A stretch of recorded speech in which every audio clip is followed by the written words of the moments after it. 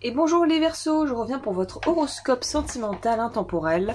On va voir qu'est-ce que les cartes ont à nous raconter aujourd'hui pour vous. Comme toujours, prenez uniquement ce qui résonne et laissez le reste.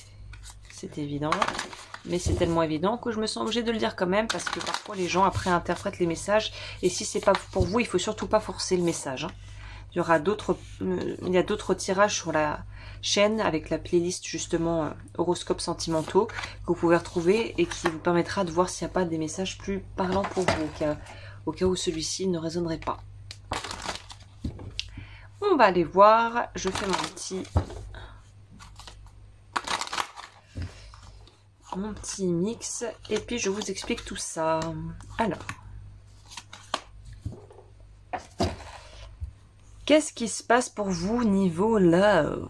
Alors, on va commencer par les cartes du haut. C'est l'état d'esprit dans lequel vous êtes actuellement pour voir si justement ce tirage, s'il vous parle ou non. Ou on veut comprendre pourquoi on n'y arrive pas. Ok.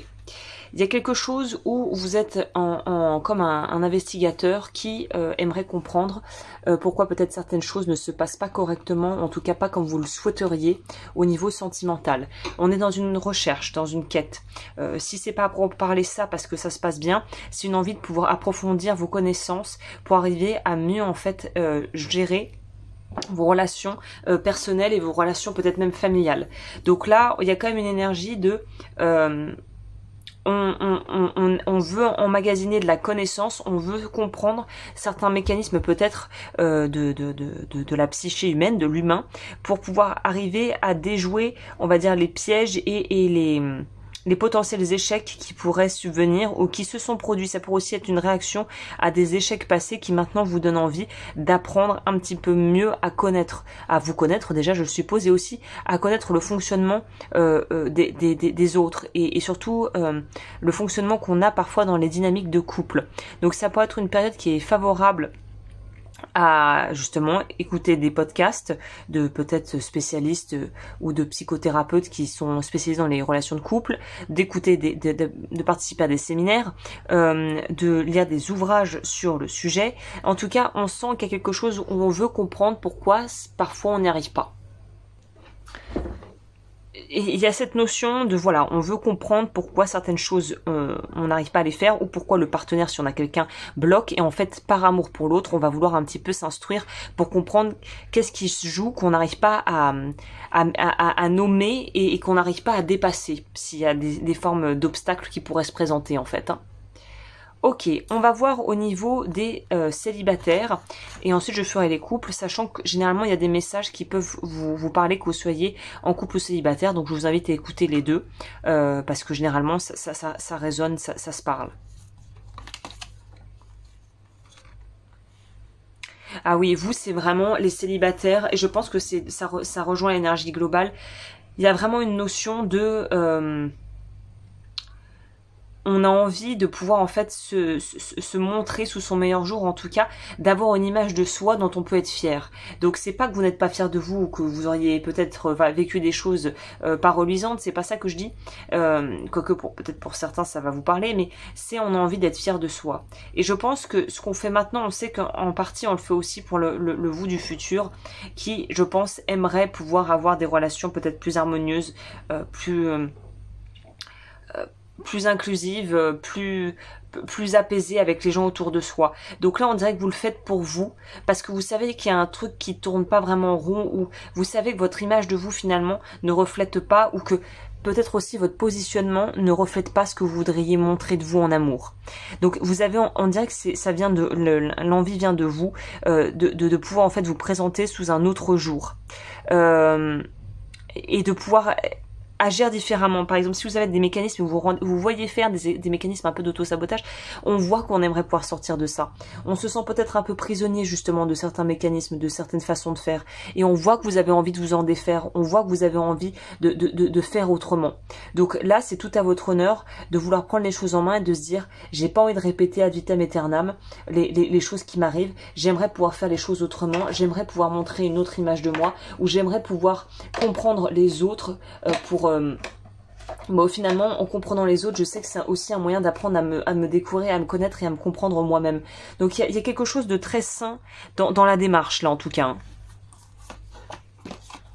Pour les couples, justement, on est dans quelque chose qui est en train de s'équilibrer et de se poser. Donc les couples, je pense que c'est dans cette continuité de vouloir en fait pouvoir apprendre à mieux comprendre l'autre et à mieux comprendre aussi pourquoi parfois on n'arrive pas à comprendre l'autre. Vous me suivez? C'est-à-dire que il y a vraiment beaucoup de bienveillance. Là, j'ai commencé les tirages et jusqu'à présent, on sent beaucoup de douceur et de bienveillance. Donc j'ai envie de vous dire que voilà, vous êtes dans cet état d'esprit également, vous êtes dans le même état, à savoir que vous aimeriez que les choses puissent avancer de façon fluide. En fait, j'ai l'impression que là, la récurrente des énergies au moment où moi j'enregistre, c'est on n'a plus du tout envie de se prendre la tête. Donc on a envie de faire le nécessaire pour ne plus arriver au point de non-retour ou au point de friction où on ne peut pas finalement parler aux autres. On a du mal à communiquer avec le partenaire. Là, on voit qu'on veut mettre les choses à plat et qu'on ne veut plus justement de conflits inutiles. Donc vous, on est vraiment dans cette démarche-là où on veut pouvoir avoir une forme de complicité, d'ouverture, de dialogue qui nous permet de pouvoir parler à l'autre librement et sans phare et sans filtre et avoir des discussions à cœur ouvert avec notre partenaire de vie. Donc vous êtes vraiment dans une espèce d'alchimisation de vos désirs et de vos besoins et en fait, un peu comme une radio qui doit s'ajuster aux fréquences d'une autre radio qui est celle de votre partenaire. C'est harmoniser les énergies et en fait être sur la même longueur d'onde. Tout votre tirage en fait tourne autour de ça, cette notion de comment on fait pour être sur la même longueur d'onde. C'est ça. Hein. Le futur, si les choses se déroulent et évoluent positivement, c'est ça, il y a encore une idée d'alchimiser quelque chose ici. De pouvoir en fait faire renaître, que la situation renaisse. Il y a une espèce de renaissance, mais c'est pas qu'une renaissance individuelle, c'est pouvoir renaître à soi ou renaître dans un couple. Il y a quelque chose où la relation va vraiment, si vous êtes en couple, ça va prendre une vraie tournure, une autre tournure, ça va être tout nouveau. Je pense que vous allez redécouvrir pour les couples votre partenaire sous un nouveau jour. Et pour célibataires, je pense que ça nous parle de vous. Une espèce de renaissance où on peut se vivre pleinement dans notre authenticité, dans notre vulnérabilité et avec beaucoup plus finalement d'élan pour la vie et d'entrain pour la vie. Donc je pense que pour les célibataires, le trait que vous êtes en train de faire pourrait d'ailleurs mener à une très jolie rencontre avec, on pourrait dire d'âme à âme, avec quelqu'un qui justement, comme vous en miroir, fait le travail. Donc c'est des énergies qui sont extrêmement positives là. On va voir quel est le conseil, puisque là, bon, ça paraît assez évident. Ouais, nouveau départ. C'est intéressant qu'il nous donne quand même la carte complémentaire ici dans votre conseil du féminin, en fait, qui n'est pas bien incarné.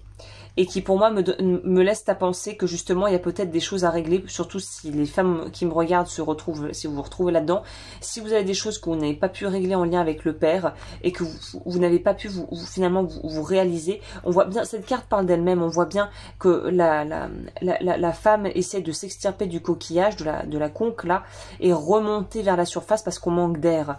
Donc là, vous avez besoin de vraiment respirer, de vous sentir bien et de pouvoir en fait vous autoriser à être vous-même. Je pense que c'est ça un peu le challenge qui est à la fois le challenge et ce qui va vous permettre de débloquer les choses. C'est s'autoriser à être soi-même. J'en reviens à cette notion d'authenticité, mais c'est déjà pouvoir être authentique vis-à-vis de vous-même, de pouvoir en fait assumer vos choix et vos envies et d'être libre, de vous libérer si vous voulez. Il y a une notion comme ça d'apprendre à se libérer.